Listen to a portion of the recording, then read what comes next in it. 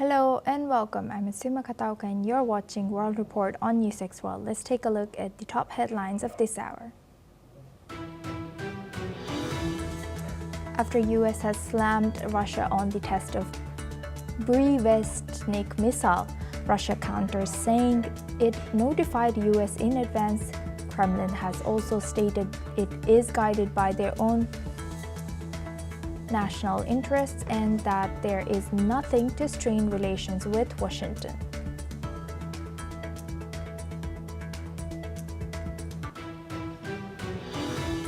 Ukraine has pounded Russia with drones in a wide-reaching overnight attack.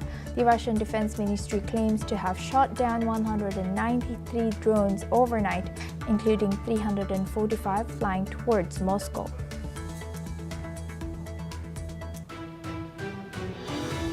French police have arrested two suspects linked to the $102 million Louvre jewel heist, one of whom was about to flee to Algeria, according to Paris prosecutor. However, the Paris prosecutor has condemned the leak of the arrests, warning it could hinder the work of over 100 investigators searching for the stolen crown jewels, which remain missing.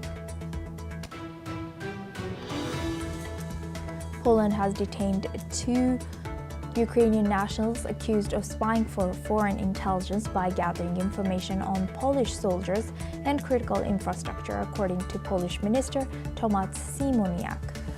The arrests, part of a broader crackdown on Russian and Belarusian espionage, come amid what Warsaw calls a hybrid war.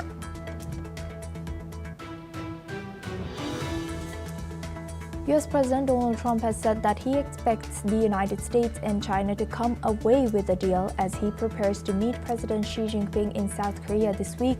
Speaking aboard Air Force One, Trump has said that he has a lot of respect for President Xi as he continues his Asia tour. US President Donald Trump has now arrived in Tokyo, where Japanese Emperor is set to greet him. After signing multiple agreements in Malaysia during his Asia tour, Trump is set to meet Chinese President Xi Jinping in South Korea on Thursday, while Japan prepares to announce new investment and defense commitments.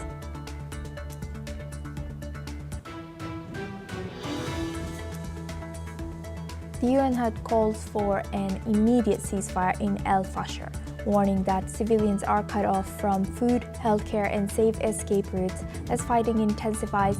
Aid agencies say targeting attacks on hospitals and humanitarian workers are deepening the crisis.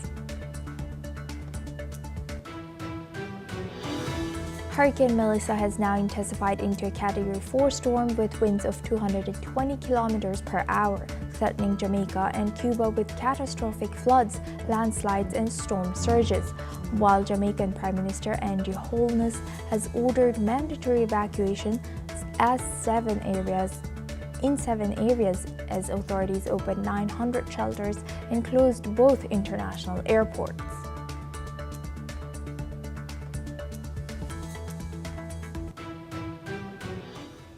Now we start from Russia. Russia has said that it has informed the United States in advance about the recent test of its nuclear-powered Burevestnik cruise missile.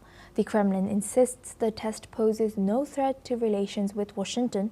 Officials say the launch is part of efforts to ensure Russia's national security as tensions rise in Europe. Moscow defends the development of new weapons, calling it a necessary response to what it calls a growing militarist mood. Earlier, US President Donald Trump has commented that his counterpart Vladimir Putin should end the Ukraine war instead of testing missiles. The Kremlin reacted to Trump's statements, saying that Russia will act based on its own national interests.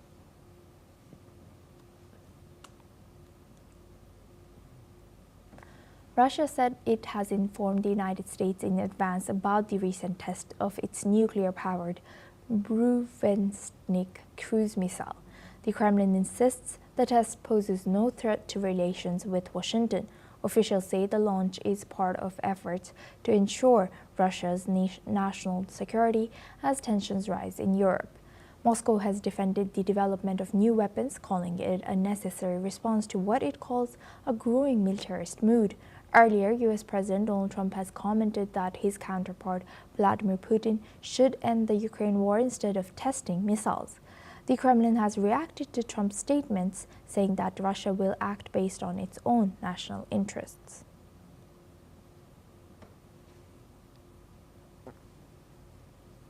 Ukrainian President Volodymyr Zelensky has stated that Kyiv is asking the United States for weapons similar to Tomahawk missiles that require minimal training to operate.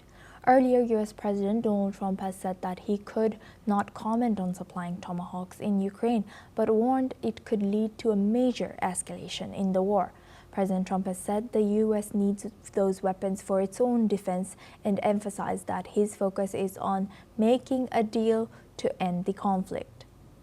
Meanwhile, in an interview, Zelensky has also made comments on a ceasefire, saying that Ukraine and its allies will draft a plan for a ceasefire within the next 10 days.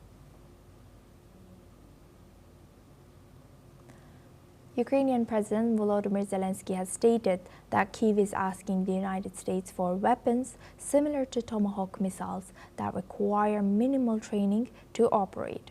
Earlier, U.S. President Donald Trump stated that he could not comment on supplying Tomahawks to Ukraine, but warned it could lead to a major escalation in the war. Trump has stated the U.S. needs those weapons for its own defense and has emphasized that his focus is on making a deal to end the conflict.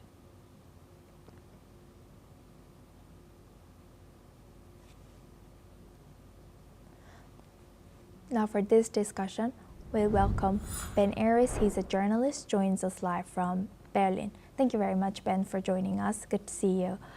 And now, how might Russia's advance notification to U.S. about its this particular missile and missile test, does it change anything, or does it escalate the military tensions between these two? Could this lead to arms race? Well, there's two aspects to this. The trouble with the new missile is that it's nuclear capable. And there's a test ban treaty in place that everyone's respecting, not to test nuclear weapons. This wasn't carrying a nuclear warhead. Nevertheless, it could have done. And from that point of view, the Russians were being cautious. They were warning the US that they were going to fire this missile in order to head off any possibility that it was seen as a first strike, and that there would be some automatic response from the states, that the states would take it as a nuclear launch and then fire their own missiles back. And that's protocol, that's normal. But on the other hand, of course, the fact that they're rolling out this missile in the middle of the whole debate about sending Tomahawk missiles to the Ukraine, it's a warning. And the thing with the Tomahawks is that it's also nuclear capable. And the Russian objection to sending Tomahawks to Ukraine is they're saying, if you fire these missiles at Russia, then we don't know it's not carrying a nuclear warhead when it takes off. Of course, it probably wouldn't. No one wants to start a nuclear war, but the Russian point is that the danger is there, and that this is massively escalatory in terms of the tensions. And so, yes, we are in a nuclear arms race, or an arms race in general, in the sense that both sides are ramping up the kind of missiles that they're testing, or the saber rattling that they're doing, where these things are nuclear capable, and that's a new stage. Does the successful test of Russia's this particular missile change the balance of nuclear deterrence between these two powers? What do you think? I think we're seeing a slow escalation. I mean, it's been going on and on since the beginning of the war. It started off with Javelin missiles, which are anti-tank missiles that you launch from your shoulder. And then we went up to Leopard tanks, and then we went up to F-16s. And now we're talking about new classes of increasingly powerful nuclear weapons, or nuclear weapon-capable missiles that are being traded. And we're going towards Third World War slowly in incremental steps, as each side is unprepared to back off. Putin in particular is sticking to his maximalist demands, Trump is getting frustrated, so Trump floated the idea of possibly sending Tomahawks to Ukraine, and the Kremlin's come back with like, look, here's yet another missile that we've developed. The Ukrainians on their side have developed a thing called the Flamingo, which is their own homemade cruise missile that can hit targets 3,000 kilometers away. And most of the missiles that the states have sent, the HIMARS and the ATCMSs, those have ranges of like 200 or 300 kilometers. So again, this is another escalation. And now, how should supplying advanced weapons like, how should U.S. consider supplying advanced weapons like Tomahawk missiles to Ukraine, despite the risk of escalating the conflict? Do you think it should still consider, or what should it do? The thing with the Tomahawks, I see it purely as a sort of diplomatic bluff, in so much as the Tomahawks themselves were designed to be fired from ships. There isn't a land-based version. And of course, Ukraine has no navy. You can also fire them from planes, but again, you need big strategic bombers to fire a missile like that, the Tomahawk. And Ukraine doesn't have those either. So this is all part of the shell game that's going on over the negotiations, that Trump is frustrated because Putin refuses to end the war, he refuses to make any concessions or compromise, he's still sticking with his maximalist demands. That boils down to Ukraine has to sign over the whole of the Donbass. It doesn't occupy the whole of the Donbass. Putin's insisting it signs the whole thing over to Russia and recognizes Russian sovereignty over the Donbass, and at the same time that Ukraine has to abandon its NATO aspirations. And Ukraine is doing neither of those things, but Putin's not prepared to compromise either. So the White House is looking for ways to pressure the Kremlin into coming to the negotiating table. And there's two strategies there. One is to offer or suggest that it might send Tomahawks, even though they can't be used. And the other is, of course, that Trump has finally, after whatever it is, 8-9 months in office, finally imposed oil sanctions on Russia, very painful ones. So it's just, you know, the diplomatic row has gone up. Trump has been very open to talking to Putin. He wants to do a minerals deal with Russia, but that's not coming. And so now suddenly we're into this next stage where everything has been ratcheted up. Thank you very much, Ben Ayres, for sharing that insight. Please stay with us as we come back to you for our next discussion as well. Now, we stay on this topic. Russia's defense ministry has said that its forces have captured 3 key settlements in eastern Ukraine. The ministry reports that Russian troops now control Yehorivka in the Dnipropetrovsk region, along with Novomykolaiv and Privlin in the Zaporizhzhia region. Moscow calls the advance a significant step in securing the southern front. Ukrainian officials have not yet commented on these claims. The development comes as fighting intensifies across multiple fronts, with both sides seeking to strengthen their positions ahead of the winter. Now we move on to our next news. Russian Foreign Minister Sergei Lavrov and North Korean Foreign Minister Choi Son-hui has held talks in Moscow earlier today. After her talks with Lavrov, Choi Son-hui is now expected to meet Russian President Vladimir Putin. The Kremlin spokesperson has confirmed that Putin will host the North Korean diplomat later in the day. The meeting aims to strengthen their military and political ties between the two countries, particularly in the context of the ongoing war with Ukraine. The meeting between Putin and Choi is the latest in a series of diplomatic exchanges between Russia and North Korea. It also follows a recent pledge taken by North Korean Supreme Leader Kim Jong-un to advance military ties with Moscow. Last year, Putin and North Korean leader has also signed a mutual defense pact. Since then, North Korea has sent thousands of troops to assist Russia in the western Kursk region against Ukrainian forces. Now for this discussion, we welcome back Ben Ayres. He's a journalist, joins us live from Berlin. Thank you very much, Ben, for staying with us. Now, what more can you tell us about the growing military cooperation between Russia and North Korea, and how does it affect regional security in East Asia and global power dynamics? Ben, you might be muted here. If you could unmute yourself. Sorry, is that better? Yes, I can hear you now. Should I repeat the question? No, I got Okay. the question. Perfect. So the Thank friendship between North Korea and Russia, I mean, they've always been friends.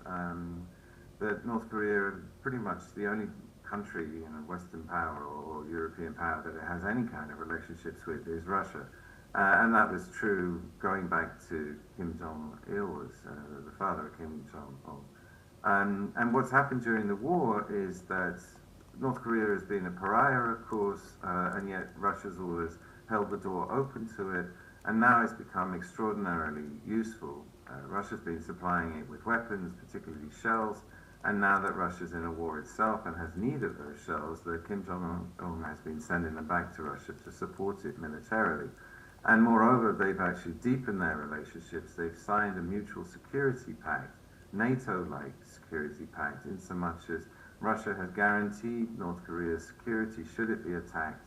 Russia will come to its aid in the same way a NATO member will protect a NATO member, which makes North Korea sort of impregnable or impune to pressure from the rest of the world. And it being a nuclear power means that you've also got this trident now of North Korea and Russia, together with countries like China and Iran, who formed this bloc, this anti-Western bloc, and are militarily supporting each other, although it's all done under the table so that no one's admitting to it. But Iran is also supplying Russia with drones, and China is supplying Russia with dual use. It's not overtly sending military supplies to Russia, but it is sending lots of useful things, particularly technology and chips, so that Russia can continue to build its missiles.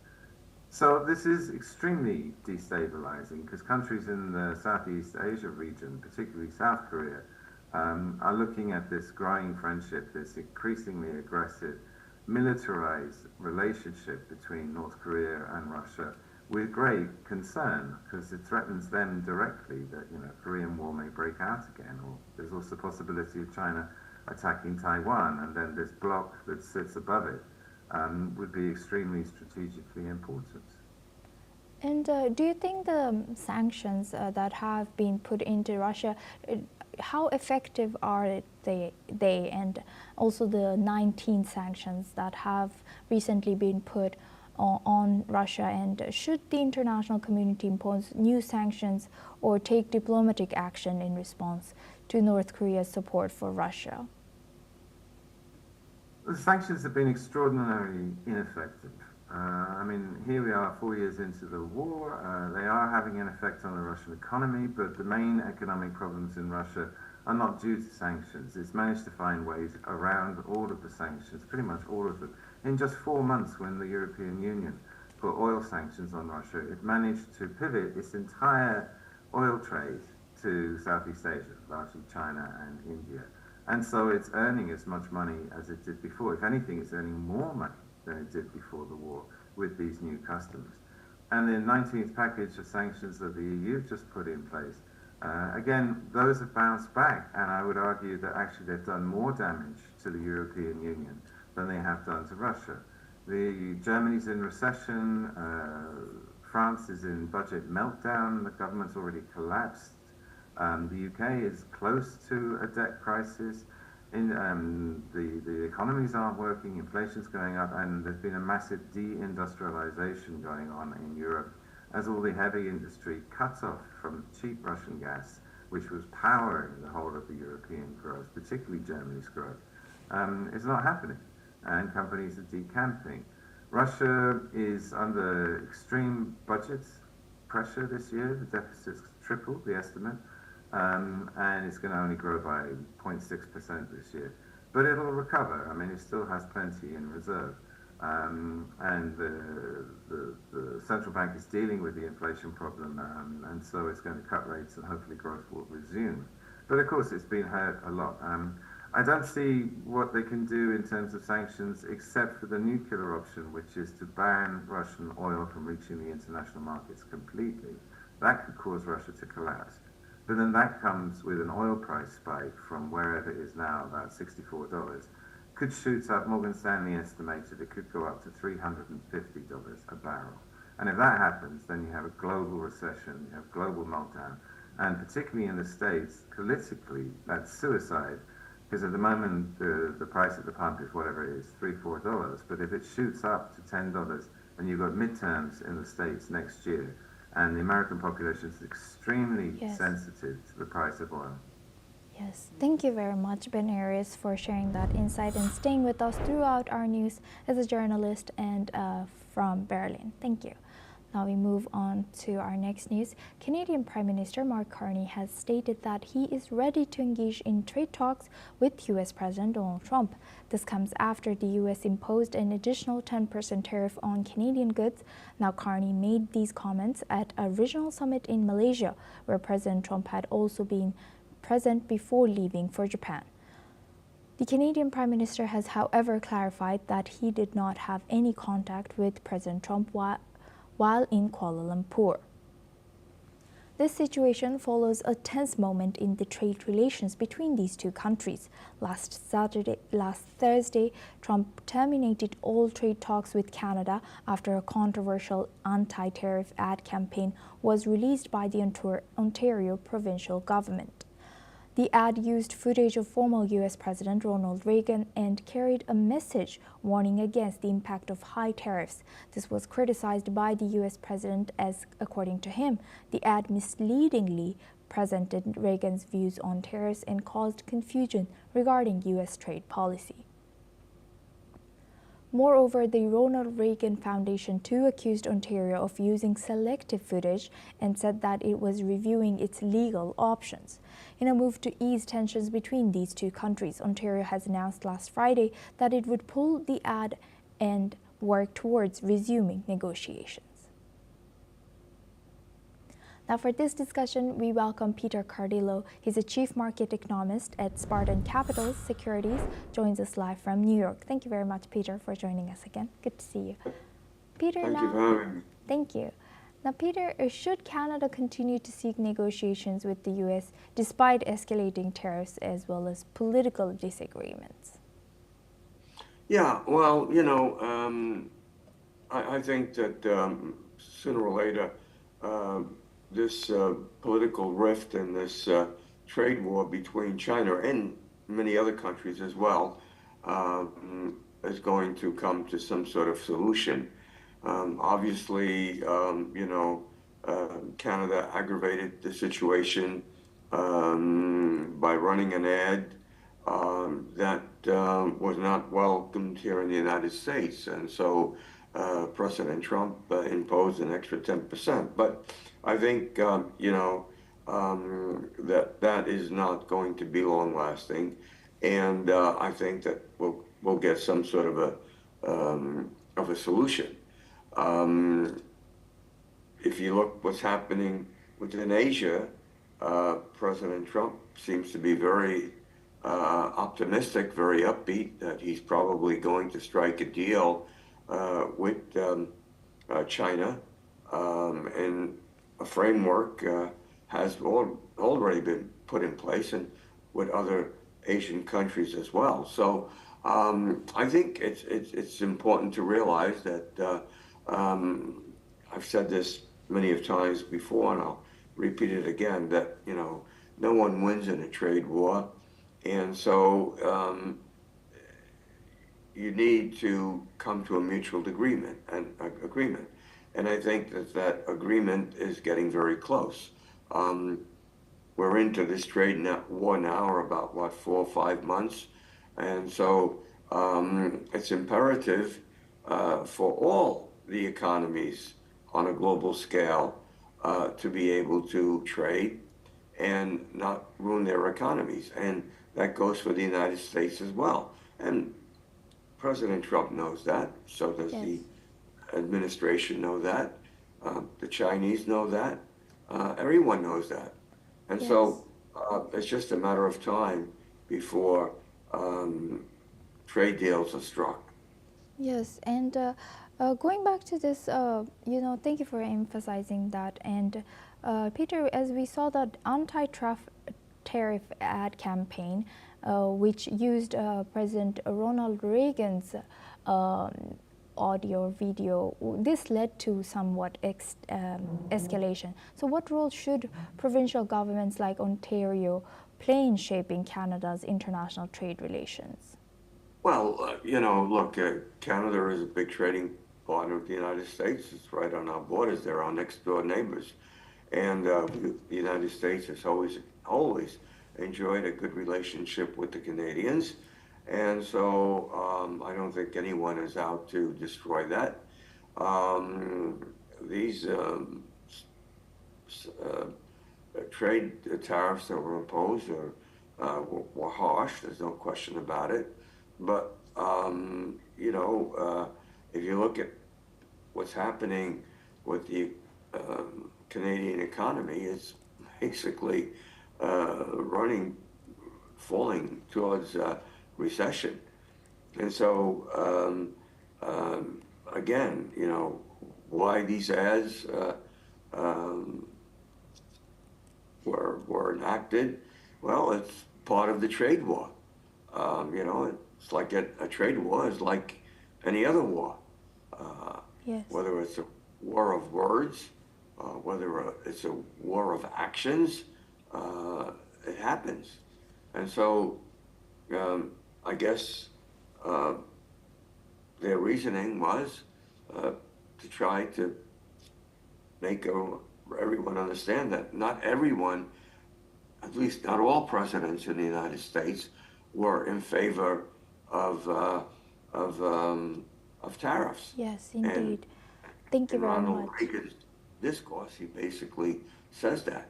And so I think it was just a way of trying to get a message across and Yes. Hoping to arrive at some sort of a trade deal. Yes, indeed. Thank you very much, Peter Cardillo, for joining us and sharing that insight. Now we move on to our next news. British Prime Minister Keir Starmer is in Ankara, Turkey for his first official visit to Turkey since taking office, with Defence Cooperation at the center of these talks. Starmer is expected to discuss the sale of 40 Eurofighter Typhoon jets when he meets President Recep Tayyip Erdogan. The deal, backed by the Eurofighter consortium of Britain, Germany, Italy and Spain, would see Turkey receive 12 used jets from Qatar and Oman, followed by 28 new ones in the coming years. Ankara hopes the move will strengthen its air power amid rising regional tensions and recent Israeli airstrikes that exposed vulnerabilities in its defenses. The meeting will also address wider security and trade ties between the NATO allies. Turkey remains barred from buying US F-35 fighters because of its earlier purchase of Russian S-400 missile systems, but both sides have signaled a willingness to find common ground. For now, the potential Eurofighter deal marks a key step in rebuilding trust and expanding strategic cooperation between London and Ankara. Now we move on to China. A U.S. Navy helicopter and fighter jet crashed separately into the South China Sea within an hour during routine operations from the same aircraft carrier, with the Navy confirming that all personnel are safe. The U.S. President Donald Trump has stated that the crashes were unusual and could be due to bad fuel, adding that what caused them would likely soon be known. Meanwhile, the U.S. Pacific Fleet has stated that all personnel involved are safe and in stable condition. They concluded by stating that the case of both incidents is currently under investigation. China's foreign ministry has offered humanitarian assistance to the United States after these crashes. The Chinese foreign ministry spokesperson Guo Jiakun has reacted to the situation. Let's listen in. 中方注意到有关报道，如果美方提出中方愿意从人道主义的角度出发，向美方提供必要的协助。我们想强调的是，美方有关军机是在南海开展军事演练时坠毁的。美方频繁派遣军舰、军机到南海炫耀武力，是引发海上安全问题，破坏地区和平稳定。The defense lawyer of an Ukrainian man accused of involvement in the 2022 Nord Stream pipeline sabotage says he will challenge his handover to Germany at Italy's highest court. An Italian appeals court in Bologna has previously ordered the transfer of the suspect identified as Serihi K under German privacy laws, confirming a ruling from last month. The lawyer Nicola Canestrini has said that the Supreme Court hearing is expected within about a month. He has further confirmed that Serihi K will remain in Italy for now. Canestrini has emphasized that the defense will continue until international law and human rights implications are fully examined. The suspect won a temporary reprieve earlier this month when Italy's top court, the Court of Cassation, has sent the case back to the Bologna Appeals Court for review. The 2022 explosion severely disrupted Russian gas supplies to Europe. No one has claimed responsibility, and Ukraine has denied involvement. Serihi K was earlier arrested in August near Rimini on a European warrant. That's all we have time for. Keep watching NewsX World for more news updates from around the world.